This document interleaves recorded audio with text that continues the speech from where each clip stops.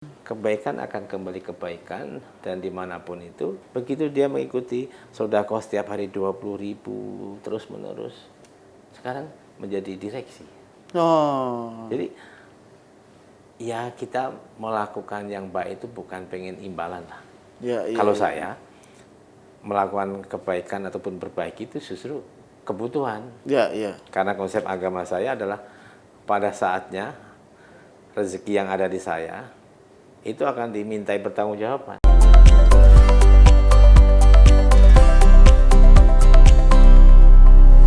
Hai Tribuners, bertemu lagi dalam Tribun Topik bersama saya, pemimpin redaksi Tribun Jateng, Erwin Ardian. Tribuners, beberapa waktu lalu Tribuners dengar ada namanya Crazy Rich Grobogan. Nah, ini orangnya udah ada di sebelah saya, Pak Joko Suranto. Ya, terima kasih nih Pak. Jadi sudah diundang ke Tribun Jateng. Jateng. The second time. Tribuners, istilah Crazy Rich ya beberapa waktu terakhir memang sering muncul ya. Ini maknanya lucu loh Pak. Crazy ini gila, ya. Rich itu kaya. Apa Pak Joko gila? Enggak toh?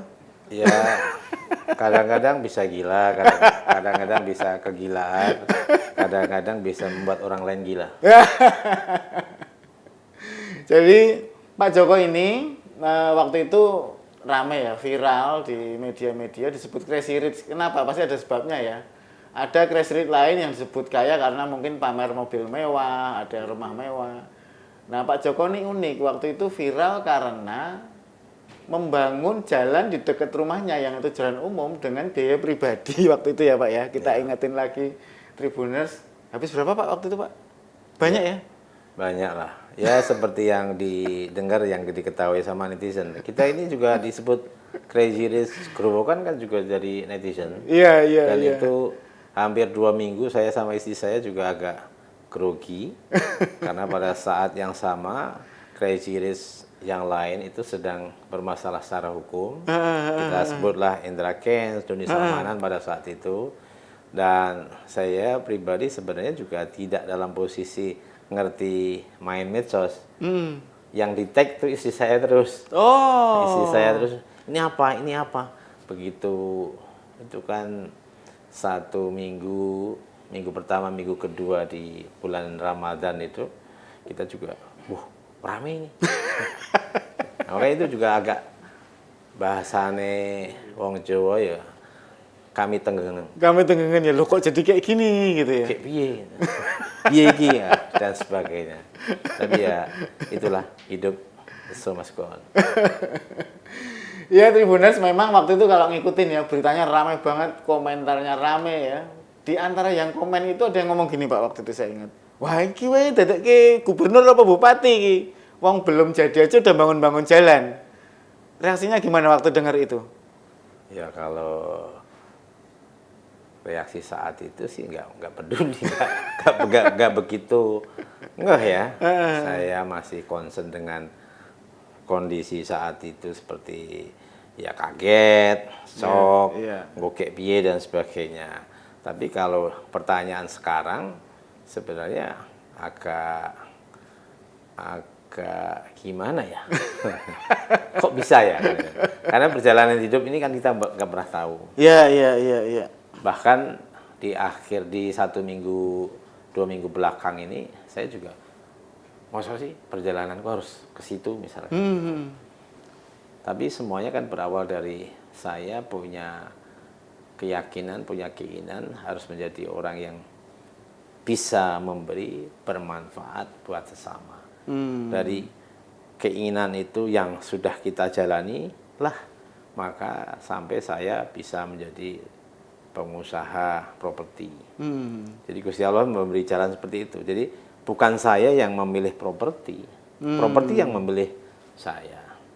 Kemudian setelah itu saya menjadi ketua DPD RI. Kemudian setelah itu saya menjadi membina beberapa organisasi lah. Saya juga ketua yayasan alumni UNS yang memberikan fasilitas kepada teman-teman adik-adik kita yang kurang mampu. Saya juga membina 363 pesantren di Jawa Barat, kemudian saya jadi ketua DPD RE Jawa Barat, kemudian pada akhirnya menjadi ketua umum RE. Apakah perjalanan sampai ke sana nantinya kita sama-sama belum tahu. Yang pasti Tribuners, Pak Joko ini ya putra Jawa Tengah ya. Asli Grobogan ya Pak ya. Lahirnya di Grobogan. Kelahiran Grobogan, kemudian beliau ini merantau tadi dihitung-hitung udah 28 tahun di Jawa Barat sampai menduduki posisi strategis di Jawa Barat sebagai ketua DPD RE Jawa Barat. Sekarang ketua umum RE. Ketua umum RE ya. Iya. Nah, ketua umum RE. Jadi ya itu putra Jateng salah satu yang sukses di luar Jawa Tengah. Cuman kan Pak Joko ini sekarang Pak, ini kan Jateng lagi mau ada kontestasi gubernur nih. Termasuk Jawa Barat juga. Nah, Jawa Barat juga kan, dan di beberapa daerah. Ya. Nah, Pak Joko ini menjadi salah satu nama yang muncul ya. Saya nggak tahu apakah ini mungkin dampak dari dulu bikin jalan sendiri atau apa. Di antara banyak tokoh yang muncul nih salah satunya ada nama Pak Joko. Sudah dengar atau belum? Atau bagaimana tanggapannya? Yang pertama ini adalah bagian yang harus kita syukuri. Masyarakat Jawa Tengah berarti punya opsi untuk memilih. Dan ketika nama saya muncul, berarti saya dianggap baik. Ya alhamdulillah kan begitu. Nah masalahnya kompeten ataupun hal lain kan perjalanannya kan masih banyak ruang yang harus ditempuh seperti itu. Harus melalui partai politik, harus dan sebagainya. Tapi saya menyoroti sisi lain. Bahwa masyarakat kita itu berhak dan mestinya punya kesempatan memperbaiki hidupnya. Harus punya masa depan yang terukur. Ada kekuatan mental, modal sosial yang mereka percaya bahwa mereka bisa bergerak secara vertikal dari sebuah gerakan sosial, dan itu seperti yang saya alami. Saya terlahir dari kampung, saya dari SMP itu sekolahnya juga di Ngengerke, numpang dan sebagainya. Artinya kesempatan itu, kepercayaan itu yang pengen dimiliki oleh setiap insan di masyarakat di Jawa Tengah itu seperti itu. Sehingga karena hanya dengan pendidikan, hanya dengan akses yang sama, itu orang punya kemampuan untuk merubah nasibnya, merubah masa depannya. Dan melalui pilkada, kalau bisa memberikan opsi pilihan pemimpin yang baik, yang bisa menjadi jembatan bagi masyarakatnya punya mimpi, masyarakatnya punya keinginan yang bisa diakomodasi. Setidaknya adalah pemimpin yang jangan ikut-ikutan membiarkan kemiskinan ini tetap ada. Jadi harus ada yang diperbaiki. Luar biasa ya Tribuners. Kayaknya udah cocok. Kalau saya di mana aja cocok. Karena nawaitunya harus memberi manfaat kepada siapapun dan dimanapun. Itu kenapa saya bukan sombong ya. Saya dimanapun alhamdulillah banyak kawan, banyak relasi, dan kawan-kawan saya itu banyak juga yang ikut bareng-bareng dengan cara kita bekerja, cara kita berbagi secara sosial. Kalau boleh saya cerita, di Jawa Barat itu ada kepala institusi perbankan juga ngikuti cara kita bersedekah, berbagi. Ada yang mengikuti kalau pas bencana juga ikut turun. Ada yang mengikuti bikin Al-Quran dibagi. Ada yang alhamdulillah, dan semuanya rata-rata mereka punya perbaikan karirnya. Jadi kebaikan akan kembali kebaikan, dan dimanapun itu. Bahkan kemarin salah satunya juga sebelum, ini bukan sombong ya, sekali lagi saya hanya menceritakan yang ada yang kita lakukan Ya, itu, ya. dan kawan-kawan kita lakukan.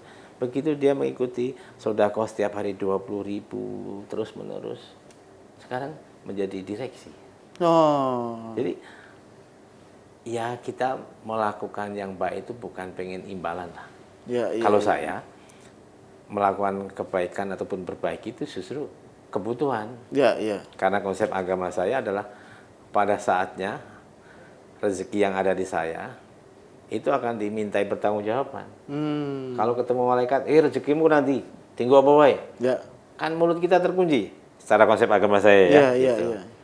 Nah, teman-teman yang mendapat manfaat itu, wih, saya dihajiin, wih, saya diumrohin, masjid saya dibantu, jalan Iya, saya iya, dibantu. Nah, disitulah saya ini butuh untuk saksi-saksi perjalanan hidup pada saatnya akan kembali kepada kita. Iya, iya. Jadi memang Pak Joko percaya betul ya. Kalaupun kita memberi, Iya. nanti akan kembali juga dengan cara yang berbeda. Tuhan yang menentukan ya. Kalau janji Allah nggak bakalan Termasuk dulu waktu bikin jalan, kan banyak juga orang yang ngomong, oh ini pasti ada pamrihnya nih. Bikin jalan nanti mau pengen jadi bupati, ada yang sempat ngomong gitu ya. termasuk temannya Tribun. Waktu itu ada pejabat yang suka ngomong gitu ya. Iya. Eh, Ya mungkin sudah mendapatkan balasan. kita nggak nyebut ya pejabatnya siapa. Tapi waktu itu memang sempat ramai komentarnya. Jadi karena waktu itu heboh jalan yang lama nggak dibangun-bangun, bangun sendiri aja gitu kan. Iya.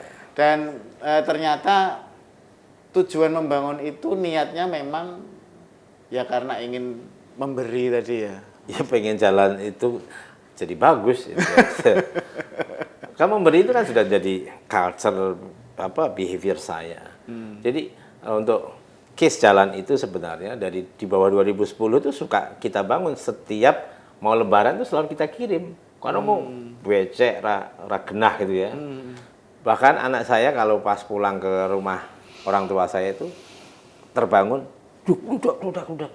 Wah ini sudah dekat rumahnya Kakung. Jadi stigmanya sudah begitu. Jadi waduh kan itu. Itu sudah kita kirim batu, pasir untuk ditata untuk sekedar bisa lewat. Iya. Nah kejadian yang terakhir itu adalah ya saya sudah meminta untuk ini dan sudah 2 kali juga masuk APBD gitu, tapi tiba-tiba pas mestinya dilaksanakan nggak jadi. Lah kalau sudah minta 2 kali ya cukup. Untungnya punya uang ya. Mungkin Tribunus juga pengen juga kalau jalan rumah Pasti. saya nggak bikin sendiri. Pasti, Cuman masalahnya pasti. kan dananya Ya. belum tentu ada.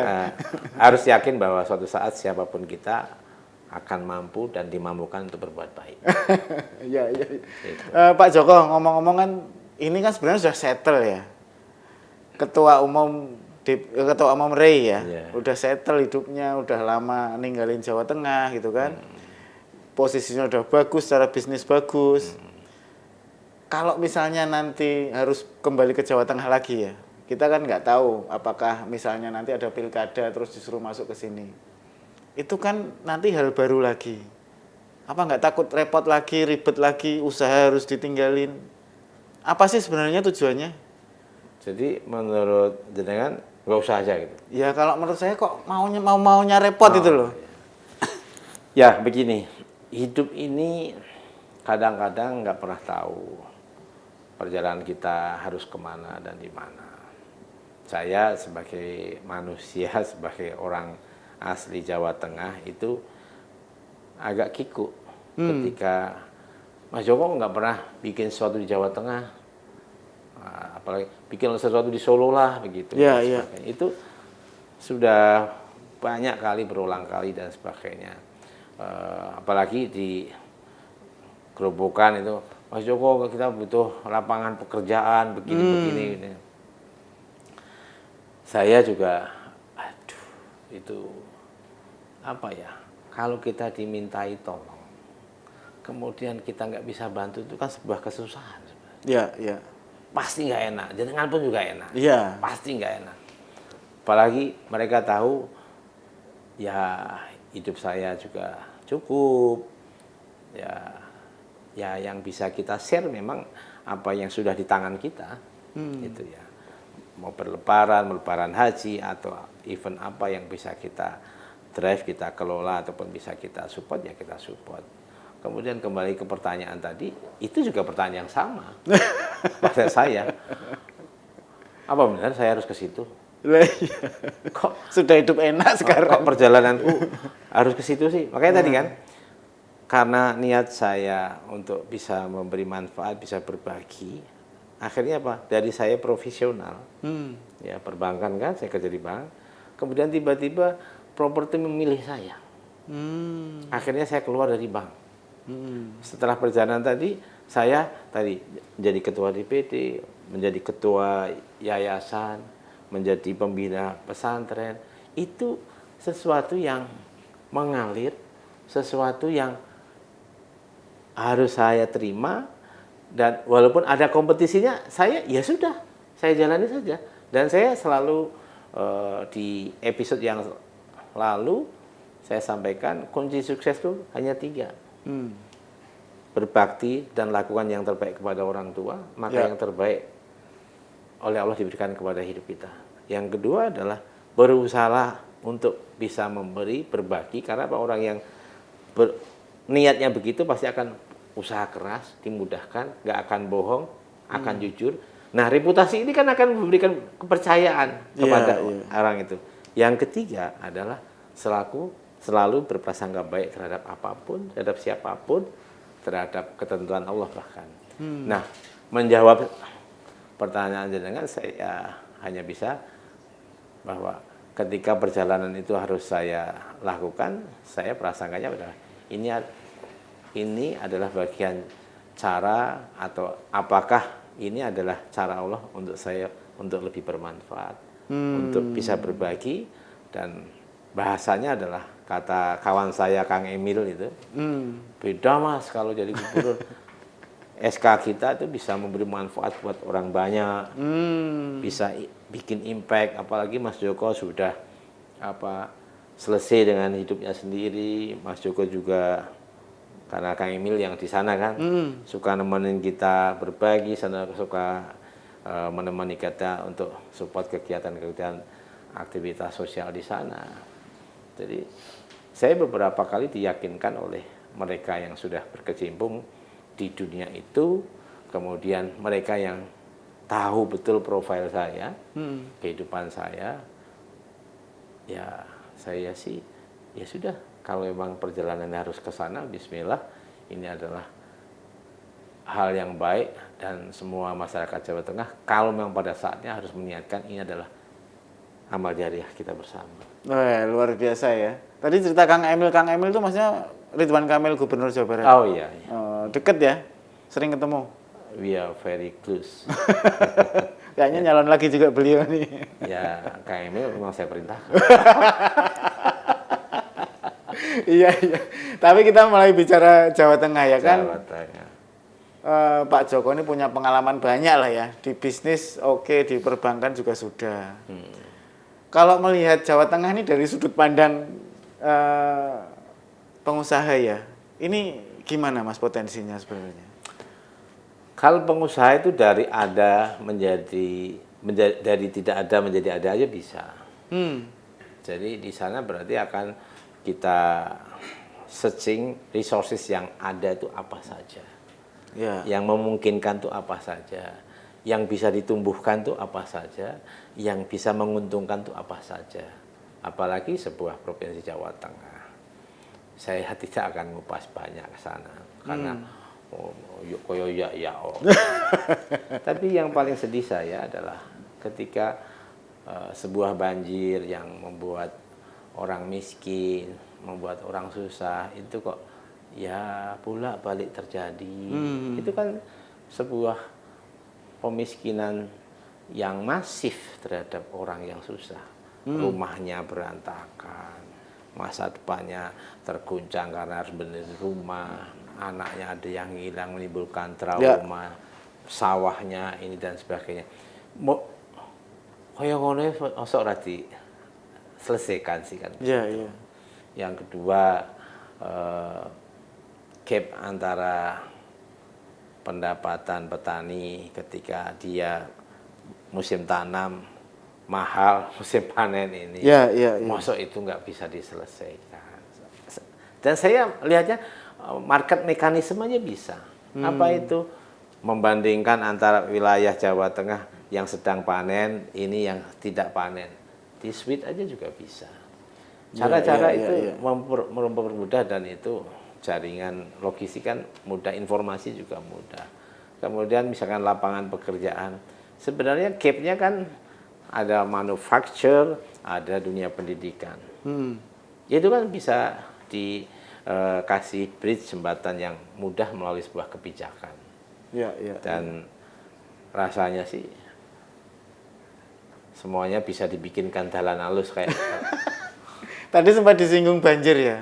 Grobogan daerah Anda termasuk yang parah loh kemarin banjir. Saya agak lupa itu. Kalau boleh cerita nih, ini itu benar pengen tahu juga. Banjir ini kan berulang, tiap tahun ada lagi, nanti tahun depan ada lagi. Sederhananya gimana sih cara ngatasinya? Karena ini masalah kompleks juga nih, menyangkut banyak pihak. Ya, kompleks kalau nggak dimitigasi. Nah. Kalau dimitigasi kan berarti apa? Sesuatu kejadian yang berulang, berarti ada datanya. Ada rutenya, ada penyebabnya, kemudian ada akibatnya.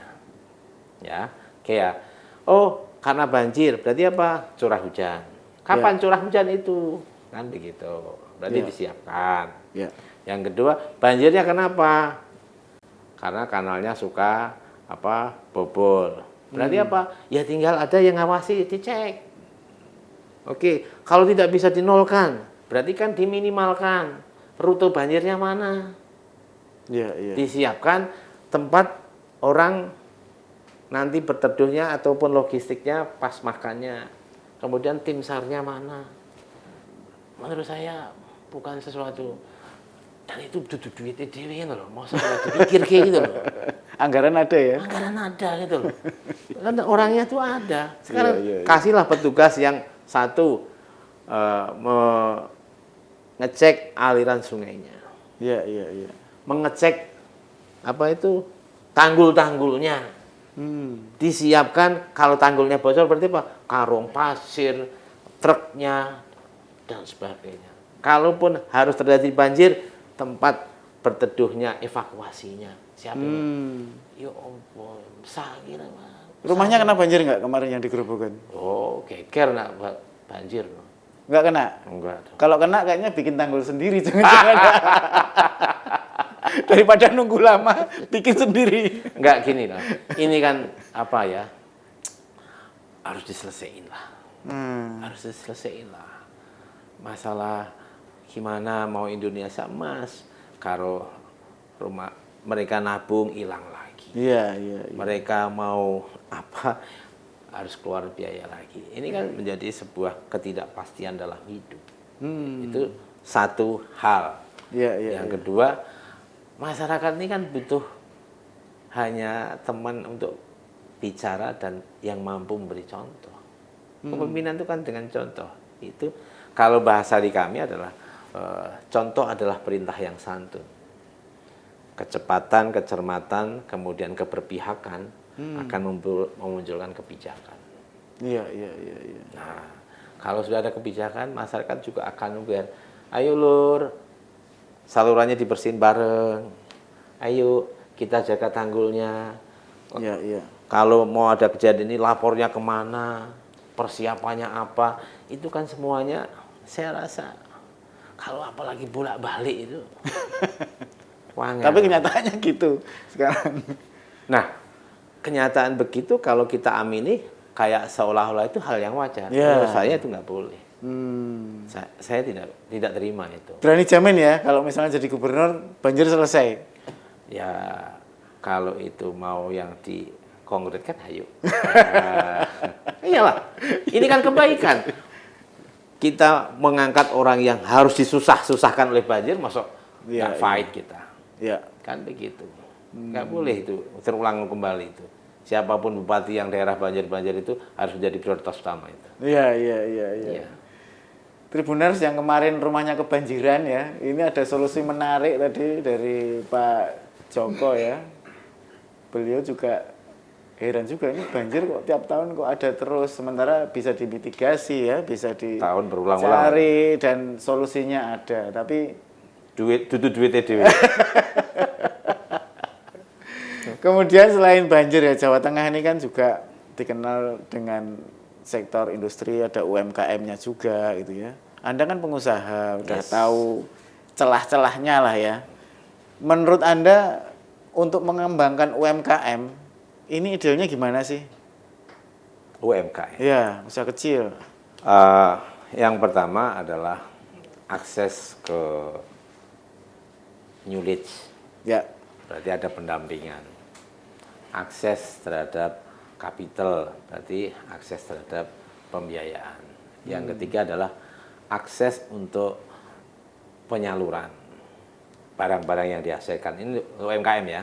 Ya. Gitu. Kami kemarin, saya sebagai Ketua Umum BRI, signing sama Mas Sandiaga Uno, Kemenparekraf, yaitu kita memfasilitasi kepada pelaku UMKM ketika mereka harus mendeliver hasilnya. Kita kasih rumah kreasi, karena developer ini kan punya aset-aset berupa ruko dan sebagainya, kita kasih seperti itu. Artinya bagaimana kita berpihak. Kalau berpihak itu pasti mikir. Kalau enggak, kalau Rauno solusi ini enggak mikir, mikirnya apa, pencitraan atau apa gitu. Ya. Itulah kenapa ya kita tuh harus yakin dulu. Kalau saya masuk ke situ harus selesai, harus bermanfaat seperti itu. Masalah menang kalau nggak bermanfaat dilandrat sama Gusti Allah. Kita weten-weteni. Tribuners menarik ya, sosok Joko Suranto atau yang pernah viral sebagai Crazy Rich dari Grobogan, putra Jawa Tengah yang sekarang besar di Jawa Barat dan bahkan menjadi Ketua Umum REI. Ya. Kalau bisnis sekarang udah gimana Mas di Bandung sana? Sustain. Oke ya. Dan harus begini, saya menyampaikan kepada teman-teman, ya ada dua hal pokok saya sampaikan, bahwa yang pertama, Buana City ini harus menjadi bagian dari kalian dan dijadikan amal jariah. Ketika saya kemanapun ini, ternyata kan sudah membuktikan bisa menjadi tempat mereka bekerja, bahkan sudah bisa punya cucu dengan bekerja di Buana City. Oh ya, ada yang selama itu? Iya, dan sebagainya dan sebagainya. Artinya ini sudah membuktikan bahwa ini bisa menjadi paruh besar buat mereka. Jadi ayo dijaga, ditumbuhkan lebih besar lagi dan kalian harus lebih sejahtera lagi. Terlepas ada saya ataupun tidak, sistem kan berjalan. Itu yang pertama. Yang kedua, di mata manusia dan teman-teman saya di Buana City Group itu kan juga manusia. Saya sampaikan bahwa menurut kita, saya ini spend waktu, spend biaya, spend tenaga, bahkan juga spend kita lost opportunity dengan aktivitas sosial saya. Aktivitas saya jadi ketua umum. Nggak takut nanti ngedrop usahanya. Dan sebagai ketua umum dan sebagainya. Tapi yakinlah, kalau niat kita untuk kebaikan, memberi manfaat, memberi jariah, nanti sama Allah itu diganti kesempatan itu. Diganti opportunity yang lebih besar. Dan itu sudah menjadi keyakinan kita. Bahkan setiap hari, termasuk hari Jumat ini, kita setiap proyek, setiap kantor kita itu memberi makan siang gratis. Oh, Jumat berkah. Iya. Jadi sebelum Prabowo melakukan, kita sudah sudah duluan makan siang gratis ya. Nanti sampai lihat. Ya. Menarik ya Tribuners, sedemikian yakinnya ya. Jadi nggak takut nanti kehilangan kesempatan, nggak takut kehilangan omset. Pokoknya prinsipnya kalau memberi ya nanti balik lagi gitu. Gini, jangan takut berbuat baik. Nah, jangan takut berbuat baik. Jadi kalau menurut kawan-kawan saya ini disebut dermawan dan sebagainya. Tapi sebenarnya mereka agak ketipu. Karena sebanyak-banyaknya yang saya bisa berikan, ternyata yang diberikan Allah itu lebih banyak lagi. Begitu. Iya. Semakin kita banyak memberi, maka semakin banyak dikasih Allah. Dan beberapa kali begini, Bos, saya cerita ya. Banyak kawan, misalkan saya kan biasa menerima proposal macam-macam. Ya. Dan pihak panitianya itu biasanya Proposal sumbangan. Nah, biasanya begini, bilangnya, Mas, yang utang untuk program ini aja saya itu untuk pribadi saya udah keluar 5 juta, 10 juta. Saya selalu bilang begini, yang 10 juta kamu ikhlasin, kalau dalam 6 bulan atau 1 bulan kamu tidak mendapatkan rezeki lebih dari itu, saya kembalikan 2 kali lipatnya.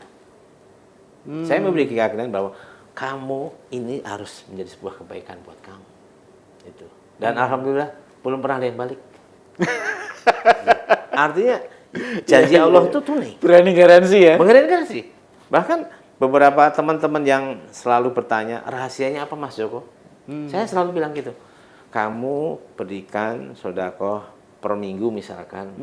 Kalau berkhidmatnya dengan hari Jumat 20.000. Tapi kamu lakukan terus aja selama 6 bulan atau 1 tahun. Kalau kamu nasib kamu tidak berubah dari situ, saya balikin 2 kali lipat. Iya. Selalu begitu. Iya. Termasuk Bapak tentunya. Luar biasa ya. Iya. Jadi Tribuners, kalau dulu kita bertanya-tanya, apa sih ini motivasi orang ini kok membangun jalan beton ya waktu itu, cor beton di rumahnya, pakai dana pribadi untuk dipakai masyarakat. Sekarang setelah kenal ya, setelah ngobrol banyak, bagaimana prinsip-prinsipnya, nggak heran lagi sekarang saya, karena tahu alasannya ya, kenapa. Nggak herannya nggak mesin atau Jadi itu tadi obrolan dengan Pak Joko Suranto, Ketua Umum REI ya, mengenai banyak hal, mulai dari prinsip-prinsip bagaimana kita memberi ya, kemudian bagaimana mengelola bisnis, dan bagaimana ingin mengabdi pada daerah asalnya. Pak Joko sukses selalu, terima kasih sudah berbagi inspirasi dengan Tribuners. Mungkin ada pesan-pesan nih, terutama kaum milenial nih. Kita ini kan banyak sekali kaum milenial yang nonton, mereka ingin mendapatkan inspirasi dari seorang Joko Suranto. Oke, generasi Gen Z ini adalah generasi yang sangat harus kita dekati dengan perhatian yang agak lebih, karena mereka mendapatkan drive secara masif informasi yang banyak tanpa filter, dan mereka belum tentu punya kapasiti untuk memfilter. Makanya behaviornya juga berubah, cara pandangnya tentang hidup berubah, cara mengelola apa yang dia miliki juga berubah. Yang pengen saya sampaikan adalah, mulai dari sekarang tanamkan dalam hati bahwa kalian akan menjadi sosok yang hebat buat diri kamu sendiri, buat keluarga kamu. Caranya apa? Kamu harus sayangi, hormati orang tua kamu, dengarkan apa keinginannya. Yang kedua, kamu harus yakini bahwa kamu bisa menempuh apapun dengan belajar, dan yakini kamu akan bisa bermanfaat buat diri kamu, buat keluarga kamu. Yang ketiga, harus selalu optimis. Selalu prasangka baik pada diri kamu sendiri bahwa kamu orang yang mampu, orang yang bisa. Siapapun yang ada dekat kamu, prasangkalah yang terbaik, apalagi pada orang tuamu, juga ketentuan Tuhan, bahwa kamu akan menjadi sosok yang baik. Dengan berpikir berprinsip bahwa siapapun di sekitar kamu itu adalah orang baik, maka kamu akan ketemu orang baik, dan environment kamu akan menjadi baik. Salah satunya adalah akan ketemu Mas Joko bikin jalan halus. Tribuners, itu tadi obrolan seru kita dalam Tribun Topik bersama Crazy Rich Grobogan, Joko Suranto. Sampai ketemu lagi di Tribun Topik berikutnya bersama saya, pemimpin redaksi Tribun Jateng, Erwin Ardian. Terima kasih Pak Joko sudah hadir. Terima kasih. Jangan takut berbuat baik. Siap, sukses selalu. Oke Tribuners, sampai ketemu lagi di Tribun Topik berikutnya dengan tamu-tamu yang menarik dan cerita yang inspiratif. Terima kasih.